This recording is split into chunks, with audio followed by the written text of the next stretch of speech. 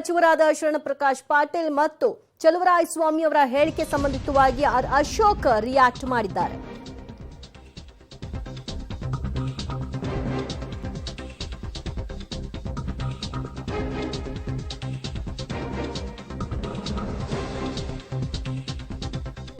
ಇವರಿಗೇನು ಹೇಳೋಣ ಅಂತ ಪ್ರಶ್ನಿಸ್ತಾರೆ ಅಶೋಕ್. ಪಾಕ್ ಪರ ಘೋಷಣೆ ಕೂಗಿದವರನ್ನ ನೇಣಿಗೆ ಹಾಕ್ತಾರಾ? ಇವರಿಗೆಲ್ಲ ಬಿಜೆಪಿ ಬಗ್ಗೆ ಮಾತನಾಡುವ ನೈತಿಕ ಹಕ್ಕಿಲ್ಲ ಅಂತ ಕೂಡ ಅಶೋಕ್ ಅವರು ಕಿಡಿಕಾರಿದ್ದಾರೆ. ಚಲುವರಾಯಸ್ವಾಮಿ ಮತ್ತು ಶರಣಪ್ರಕಾಶ್ ಪಾಟೀಲ್ ಅವರ ಹೇಳಿಕೆ ಸಂಬಂಧಿತವಾಗಿ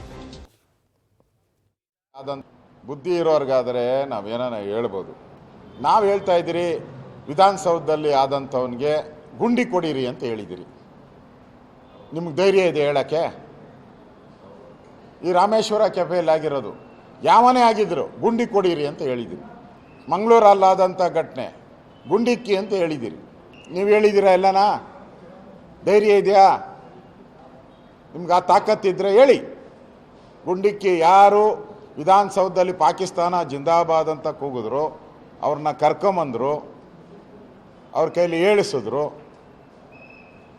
ಅವ್ರ ಮೇಲೆ ನೀವು ನೇಣುಗಂಬಕ್ಕೆ ಏರಿಸ್ತೀರ, ಅವ್ರನ್ನ ನೇಣಾಕ್ತೀರ, ಅವ್ರನ್ನ ಹೇಳಿ. ಹೇಳಲ್ಲ ನೀವು. ಅವ್ರ ಮಾತೇ ಇಲ್ಲ, ಸದ್ದು ಅಳ್ಗೋಗ್ಬಿಡ್ತೈತೆ. ಆಕೆ ಯಾರನ್ನ ಇರಲಿ, ಅವ್ರು BJP ಇರಲಿ, ಕಾಂಗ್ರೆಸ್ ಇರಲಿ, ಜನತಾದಳ ಇರಲಿ, ಕಮ್ಯುನಿಸ್ಟ್ ಇರಲಿ, ಯಾರೇ ಇರಲಿ, ನಾವು ಹೇಳ್ತಾ ಇದ್ದೀರಿ ಧೈರ್ಯವಾಗಿ ಆ್ಯಕ್ಷನ್ ತಗೊಳ್ಳಿ ಪಾಕಿಸ್ತಾನ ಜಿಂದಾಬಾದ್ ಅಂದವ್ರಿಗೆ ಅಂತ ಹೇಳ್ತಾ ಇದ್ದೀರಿಲ್ಲ.